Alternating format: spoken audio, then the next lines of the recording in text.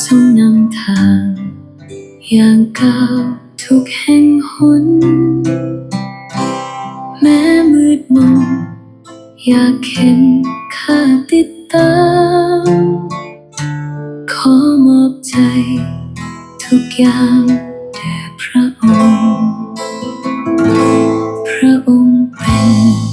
ที่พึ่งอยู่เสมอทรงเลิศเลอ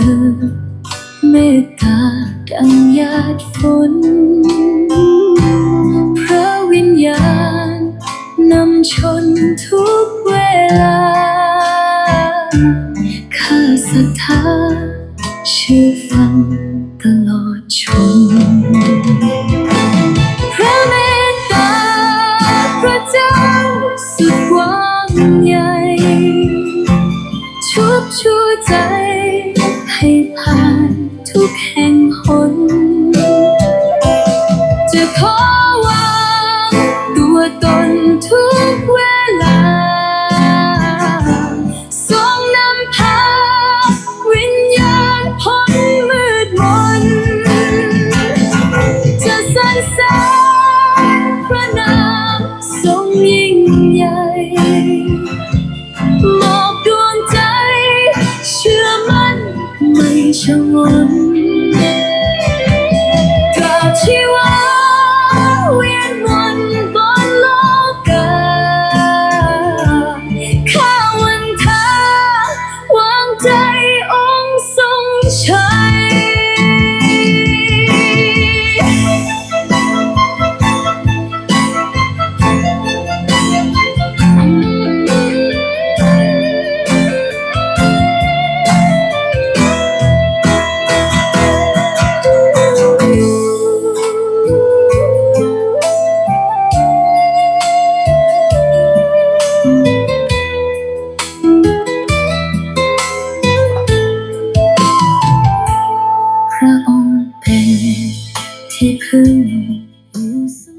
Well, I want to stop the song for right now because I don't want to be too long for your lesson this morning. ข้าพเจ้าจำเป็นจะต้องจบเพลงนี้ไว้ก่อนเพราะตอนเช้ามื้อนี้บ่อยากให้เพลงมันบ่อยากให้รายการเฮายาวเกินไปจึงนำพาพี่น้องเข้าเรียนพระคัมภีร์เลยตอนเช้ามื้อนี้ Good morning brothers and sisters.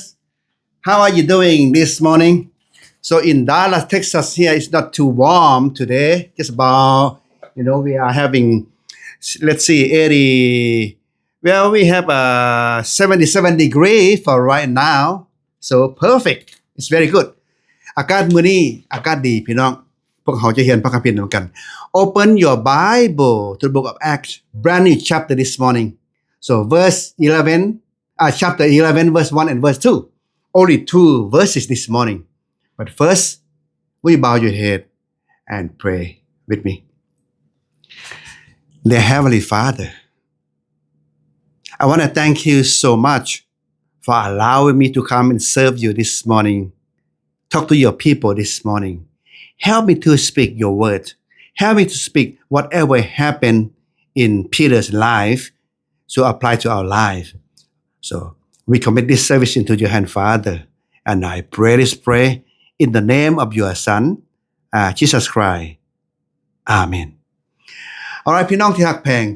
มื้อนี้พวกเขามีคนหลายคนเข้ามามีหลายคนมีนางวันไอ้แซงวันหลายคนเข้ามาในกระดานมื้อนี้ก็ขอบคุณพระเจ้าที่พี่น้องเข้ามาแล้วก็เห็นหลายคนเข้ามาอยู่เพิ่นก็ผ่านไปแต่ว่าให้พี่น้องเปิดไปในพระธรรมกิจการบทที่11ข้อ1ถึงข้อ2ข้าพเจ้าขออ่านดังนี้พี่น้องที่รักแพงข้าพเจ้าขออ่านภาษาลาว I will read Laos language but if you some of you don't read Lao you go ahead read English right there อันนึงพวกอัครสาวกและพี่น้องทั้งหลายที่อยู่ในแคว้นยูดาห์ได้ทราบข่าวว่าพวกต่างชาติได้รับเอาพระธรรมของพระเจ้าเหมือนกันดังนั้นเมื่อเปโตรได้ขึ้นไปยังกรุงเยรูซาเล็มแล้วพวกเพิ่นเป็นฝ่ายพิธีตัดเพิ่นก็เอาเรื่องเปโตรดังนั้นพี่น้องที่รักแพงว่าเรื่องมีอยู่ว่าเปโตรได้ไปบ้านเฮือนของคนนี้ล่ะพี่น้องจิได้บ่และคนทั้งหลายก็รับเชื่อพระเจ้าหลังจากเขาเจ้ารับเชื่อพระเจ้าแล้วเพิ่นขึ้นไปกรุงเยรูซาเล็ม แล้วพวกสาวกอื่นๆก็คิดว่าโอ้ยเจ้าในลวงเกินประเพณีแล้วกายขอบเขตแล้วจะไปเอาข่าวประเสริฐไปให้พวกคนต่างชาติได้ฟังนั้นบ่ถูกต้อง so point number one I want to point to you so after they blame Peter sharing the gospel to Gentile so number one they concerned about traditions อันที่หนึ่งเขาเจ้าย่านว่าผิดประเพณีพี่น้องที่หาเพียงผิดประเพณี Apostle blamed Peter because they believe he crossed a long-held Jewish boundary by entering Gentiles' home. Their reaction came from traditional and not jealousy. They fear Peter has broken God's ceremony laws. พี่น้องที่แห่งภาษาลาวดังนี้อันพ้อยที่หนึ่งจะให้พี่น้องฟังว่าบรรดาอัครสาวกที่เยรูซาเล็มตำหนิเปโตรเพราะพวกเขาเชื่อว่าเปโตรได้ข้ามขอบเขตของพวกยิวไปเข้าไปในเฮือนของคอร์เนลัสของคนต่างชาติการตำหนินั้นมาจากประเพณีพี่น้องจากแพงบ่แม่นความอิจฉาได้เด้อแต่มาจากประเพณีเพราะว่าประเพณีว่าโอ้ยข้าวประเสริฐได้สำหรับพวกยิวอย่างเดียวอันนั้นเป็นความคิดของพวกยิวบ่แม่นการอิจฉาดังนั้นแหละพี่น้องจากแพงมาถึงตอนนี้ข้าพเจ้าก็คิดถึงพี่น้องคนลาวพวกเขาสบายดีสุเบนพอกันอาทิตย์หน้าได้สุเบนเด้อดังนั้นนะพวกนี้พวกอัครสาวกที่เปโตรบอกว่าเจ้าประกาศข่าวประเสริฐให้คนต่างชาติเพราะว่าข่าวประเสริฐนี้สำหรับพวกยิวไปยังเจ้าไปประกาศดังนั้นคนลาวพวกเขาพี่น้องหลายคนบ่ว่าอยู่ในต่างประเทศหรืออยู่ในประเทศลาวก็บอกกับเราเอ้ยพระเยซูคริสต์นี่เป็นพระเจ้าของคนต่างชาติพระเจ้าของคนขาวพระเจ้าของคนชาติยิวบ่เป็นพระเจ้าคนลาวแม่นบ่ดังนั้นแหละเรื่องนี้จึงมีบ่เป็นสนิทและมีบางคนอยู่ในอเมริกานี่ก็เช่นเดียวกันพี่น้องโอ้ยบ่ต้องไปซอยเข้าดอกอยู่เมืองลาวหั่นน่ะบ่โตก็ยังบ่พอเทื่อให้บ่โตเองพอก่อนแล้วค่อยไปซอยผู้อื่นแบ่งปันผู้อื่นพี่น้องที่รักแพงการคำว่าแบ่งปันบางทีพวกเขาเข้าใจผิดได้แบ่งปันสิ่งหมายความว่าสิ่งที่เฮามีแล้วเฮาแบ่งให้ผู้อื่นบ่เป็นสิ่งที่เหลือบางทีพี่น้องบอกว่าโอ้ยถ้าพวกเฮาพอก่อนค่อยไปซอยผู้อื่นแสดงว่าเอาของเหลือไปให้ผู้อื่นดังนั้นน่ะการแบ่งปันข่าวประเสริฐหมายความว่าสิ่งที่เฮามีอยู่เฮาก็แบ่งให้ผู้อื่นต่อไปนั้นหมายความว่าเฮาก็ยังต้องการคือกันแต่เฮาแบ่งให้ผู้อื่นอันนั้นคือคำว่าแบ่งปันของข่าวประเสริฐดังนั้นเปโตรได้แบ่งปันไปหาคนต่างชาติพี่น้องจากแปลงนั้นสาวกผู้อื่นก็เลยเว้าให้เพิ่นมันบ่แปลกประหลาดพี่น้องที่ฮักแพงทุกมื้อนี่ก็มีเรื่องนี้เช่นเดียวกันโบสถ์ต่อโบสถ์ก็ว่าให้กันคือกันโอ้ยเจ้าเฮ็ดดังนั้นบ่ถูกเจ้าเฮ็ดดังนี้บ่ถูกมันบ่พี่น้องที่ฮักแพงดังนั้นน่ะแม้แต่พวกสาวกในสมัยนั้นเขาเจ้าก็บ่เข้าใจเขาเจ้าก็ติเตียนซึ่งกันและกันติเปโตรว่าเจ้าไปเฮ็ดแนวนั้นเฮ็ดแนวนี้ฉะนั้นน่ะโบสถ์ก็เอาประเพณีมากีดกันโอ้ยโบสถ์พวกเฮานี่เฮ็ดแบบนี้บ่จำเป็นต้องเฮ็ดแบบนั้นดังนั้นพี่น้องที่ฮักแพงประเพณีเป็นสิ่งกีดกันเด้อพี่น้องเด้อคนลาวก็โอ้ประเพณีลาวเฮานี่น่ะศาสนาเฮาบ่แม่นพระเยซูแม่นแนวอื่นดังนั้นเฮาคิดจะข้ามประเพณีบ่ได้พี่น้องที่ฮักแพงบางเทื่อนะประเพณีเป็นอันตันทางให้เฮารู้จักพระเจ้าประเพณีตันทางให้พวกเฮาไปถึงความรอดพ้นพี่น้องที่ฮักแพงดังนั้นนะพวกอัครสาวกคิดถึงประเพณีหลายกว่าข่าวประเสริฐไปถึงคนต่างชาติ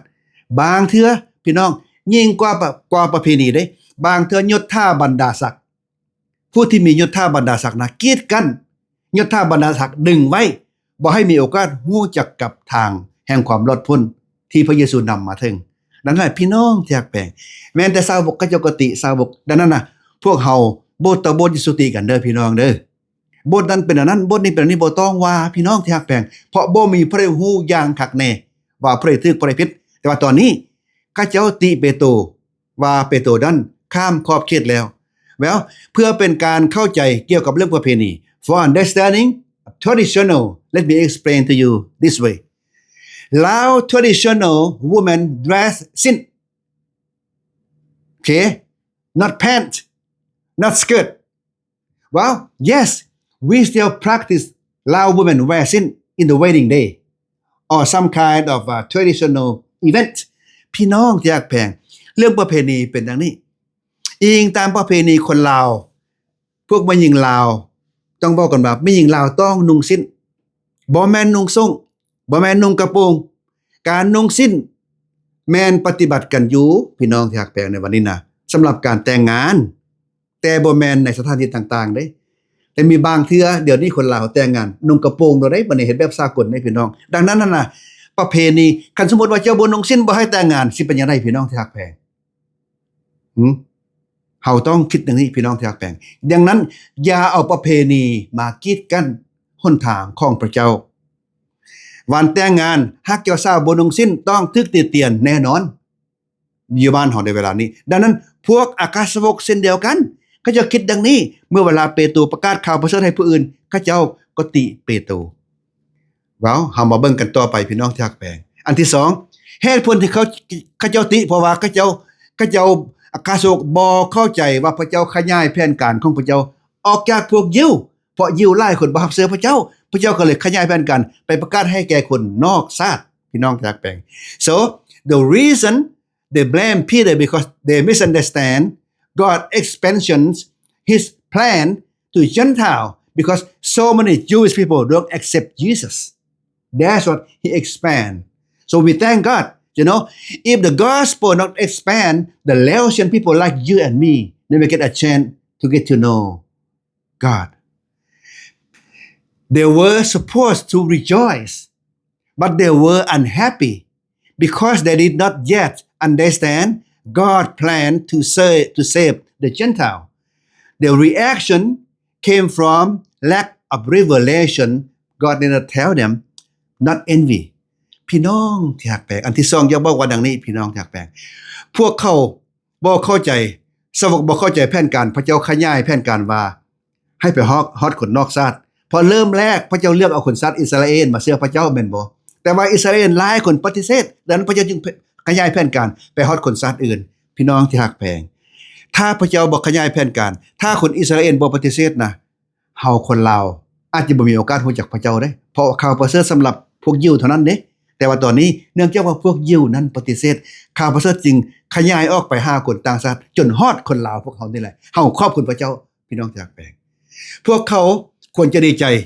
พวกอัครสาวกได้พี่น้องแต่ก็บ่ได้ใจเพราะเขายังบ่ทันเข้าใจแผนการของพระเจ้าดังนั้นพี่น้องที่รักแพงแผนการพระเจ้านั้นลึกกว่าที่เฮาก็จะเข้าใจได้บางเทื่อพวกเฮาถกเถียงกันพวกเฮาบ่เข้าใจพวกเฮาตีเตียนซึ่งกันและกันเนื่องจากว่าพวกเฮาบ่เข้าใจเพราะว่าพระเจ้าบ่ได้บอกเฮาว่าโอ้ก็เฮ็ดแบบนี้เด้อพระเจ้าบ่จำเป็นต้องรายงานให้เฮาเด้อพี่น้องเด้อพระเจ้าอยากเฮ็ดหยังนะพระเจ้าบ่จำเป็นต้องรายงานให้เฮาเด้ดังนั้นพระเจ้าขยายแผนการพระเจ้าบ่ได้รายงานพวกสาวกจึงบ่เข้าใจจึงไปเถียงกันพี่น้องที่รักแพงฉะนั้นการเปิดเผยครั้งนี้หั่นน่ะพี่น้องที่รักแพงพระเจ้าเปิดเผยทางนี้น่ะหมายความว่าสาวกเถียงกันน่ะบ่แม่นอิจฉากันแต่ว่าเนื่องจากว่าความบ่เข้าใจซึ่งกันและกันดังนั้นน่ะพวกเฮาผู้เป็นผู้รับใช้โบสถ์ต่อโบสถ์น่ะเมื่อเวลาพวกเฮาบ่เข้าใจกันน่ะอย่าถกเถียงกันเด้อพี่น้องเด้อให้พวกเฮาอธิบายเพื่อกันและกันและถ้าผู้ใดนมัสการแบบใดก็อย่าไปเวทีเคตอนนี้กำลังนมัสการพระเจ้าเด้อแล้วเคารพกันไหมเพิ่นโทรมาว่าที่เคโทรมาหาดังนั้นเฮาจะเว้าแบบนี้เป็นอย่างนี้พี่น้องเรื่องนี้บอกให้ฮู้ว่าบ่มีไผเข้าใจพระเจ้าหมดทุกอย่างเพราะความฮู้ความฉลาดของเฮานั้นอย่างห่างไกลจากพระเจ้าแม่นบ่พี่น้องจากแปลง so nobody understand God completely because our knowledge is far away from God knowledge อีกตามพระธรรมปัญญาจารย์บทที่8ข้อ16 so that the king David said I try to understand all that happen on the earth ข้าพเจ้าพยายามเข้าใจทุกอย่างสิ่งที่เกิดขึ้นในโลกนี้ I saw how busy people are working days and night and hardly ever sleep ข้าพเจ้าเห็นคนทั้งหลายกำลังเฮ็ดเวียกหนักจนบ่ได้หลับบ่ได้นอน I also saw that God has done และข้าพเจ้าได้เห็นสิ่งที่พระเจ้าทรงเฮ็ด Nobody can understand what God does here on earth บ่มีผู้ใดเข้าใจสิ่งที่พระเจ้าเฮ็ดในโลกนี้ No matter how hard people try to understand it พวกเขาจะพยายามถึงว่ามนุษย์พยายามปานได้ก็ตาม They cannot เขาจะบ่เข้าใจ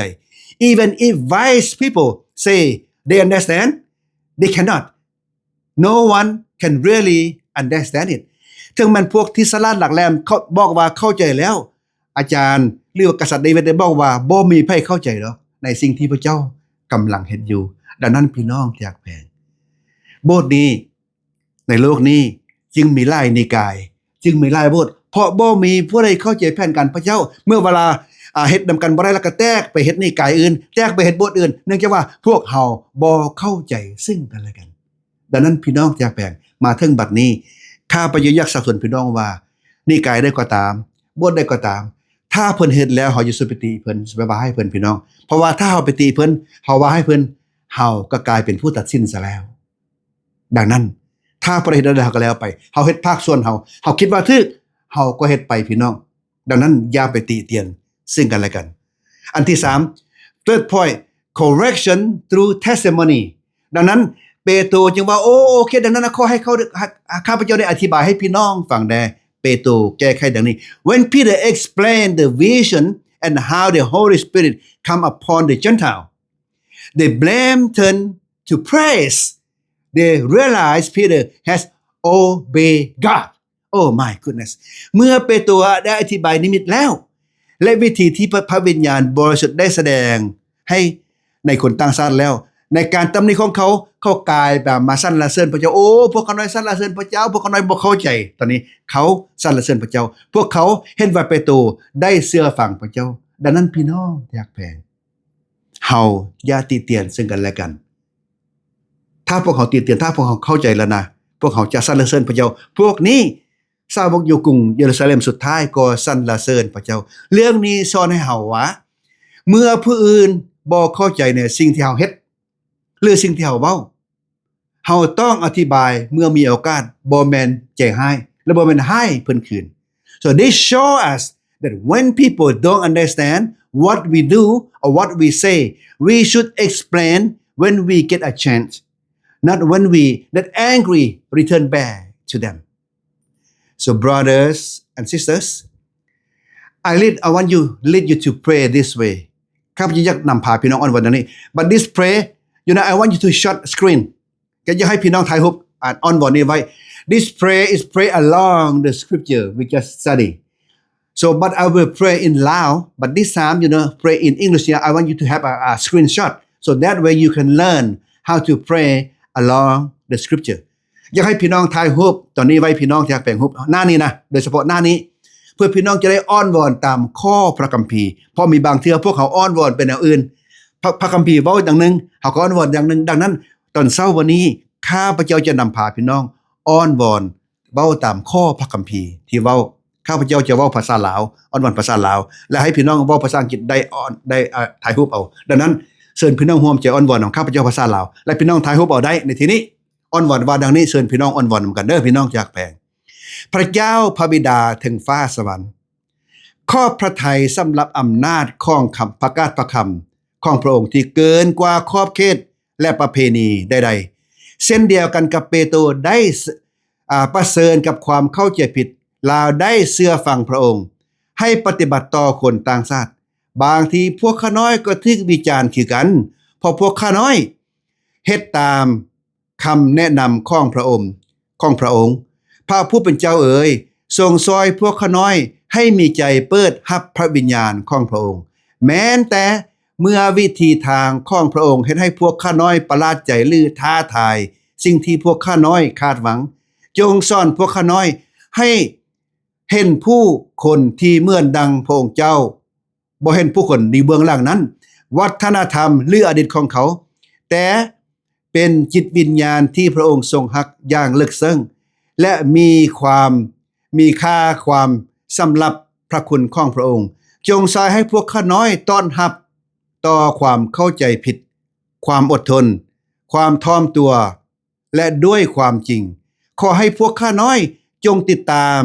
สุรเสียงของพระองค์ไว้วางใจว่าแผนการของพระองค์กว่าทุกสิ่งที่พวกข้าน้อยสามารถเข้าใจได้พระบิดาเอ๋ยจงนำพาพวกข้าน้อยมาเต้าโฮมกันเป็นห้างกายเดียวกันในพระเยซูคริสต์ทำลายกำแพงแห่งความแบ่งแยกทุกอย่างที่พวกข้าน้อยมีอยู่ขอให้ชีวิตพวกข้าน้อยได้แสดงเห็นว่าความรักของพระองค์มีอยู่ต่อทุกคนทุกแห่งทุกคนในพระนามของพระเยซูคริสต์เจ้าอาเมนอาเมนหวังใจว่าพี่น้องจะได้เรียนคำอ้อนวอนตามข้อพระคัมภีร์ในตอนเช้ามื้อนี้ All right, brother. Thank you very much for listening. If you come late, go back to listen because this lesson is very, very important. God bless you. I will see you again maybe next 2 weeks because next week I will travel to join the meeting of LCC in Florida. All right, God bless you. Bye-bye.